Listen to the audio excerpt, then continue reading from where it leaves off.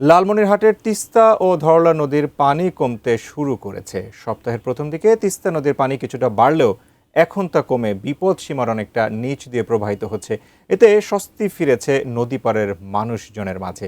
বিস্তারিত জানিয়েছেন লালমনিরহাট প্রতিনিধি আনোয়ার হোসেন স্বপন। ভারত থেকে আসা আন্তঃনদী তিস্তা ও ধরলার নদ নদীর পানি বেশ কমতে শুরু করেছে। গত ২৪ ঘন্টায় এই তিস্তা এবং ধরলার পানি বিপদসীমার অনেকটা নিচ দিয়ে প্রবাহিত হচ্ছে। আজ সকাল ৯টা এবং ১২টার দিকে তিস্তার পানি বিপদসীমায় ২৪ সেন্টিমিটার নিচ দিয়ে প্রবাহিত হচ্ছিল। যদিও এর আগের সপ্তাহে তিস্তা নদীর পানি কিছুটা বৃদ্ধি পায় এবং সেই বৃদ্ধি পাওয়ার কারণে লালমনিরহাটের নিম্নাঞ্চলে দুই একটি জায়গায় হালকা প্লাবিত হয়, যদিও কয়েক ঘন্টার মধ্যে সেই পানি সরে যায়।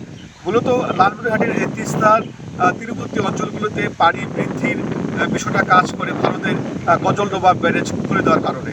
ভারতের গজলডোবা ব্যারেজ থেকে যে পানির যে একটা চাপ থাকে, সেই চাপ সামলাতেই বাংলাদেশের তিস্তা ব্যারেজের সবগুলো জল কপাট করে দেওয়া হয় এবং এর কারণে তিস্তা তীরবর্তী লালমনিরহাটের ৪টি উপজেলায় নির্মাঞ্চল প্লাবিত হয়। যদিও এই পানি বেশিক্ষণ এখানে স্থায়ী হয় না, সেই পানি ৪ থেকে ৫ ঘন্টার মধ্যেই কুড়িগ্রামের ব্রহ্মপুত্র নদের সঙ্গে মিশে যায় এবং ওই সব অঞ্চলে তখন হালকা বা স্বল্প মেয়াদী একটা বন্যার দেখা যায়। এই ছিল আমার কাছে লালমনিরহাটের তিস্তা ধরলা সহ অন্যান্য নদ নদীর সর্বশেষ তথ্য।